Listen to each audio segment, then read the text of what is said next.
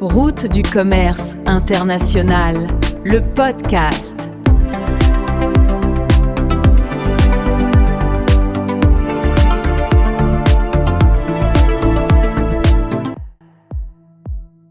Très heureux de vous retrouver dans ce nouvel épisode dans lequel nous allons découvrir le transport routier. Alors quand on parle de transport international, on a souvent tendance à imaginer les bateaux et les avions. Et pour cause, ce sont ceux que l'on désigne par le terme transport principal.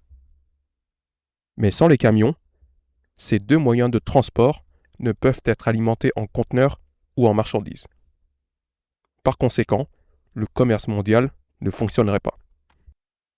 Le camion interviendra pour l'enlèvement depuis l'usine du fournisseur ou l'acheminement vers l'entrepôt du destinataire. C'est souvent ce qu'on appelle le premier ou le dernier kilomètre. Le transport routier va aussi permettre de connecter les ports, les entrepôts et les centres logistiques, constituant ainsi un réseau assez dense. Aussi, et contrairement aux autres modes, le camion peut aller partout. Il est capable de faire la livraison door to door et de s'adapter à diverses contraintes. Il est également réputé pour sa réactivité sans égale, ce qui va lui conférer une grande flexibilité et une souplesse que les autres modes de transport ne peuvent offrir. Le coût du transport va dépendre de nombreux facteurs.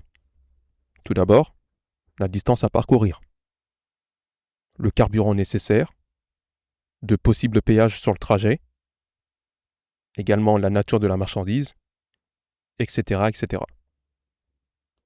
Chaque transport est de ce fait unique.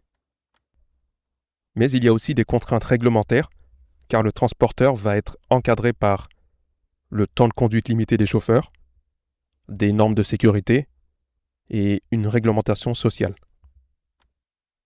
Toutefois, tout comme les autres modes de transport, le routier a aussi ses limites. Il dispose d'une capacité limitée, son impact environnemental est assez conséquent, et surtout, il est très dépendant de l'état de la circulation.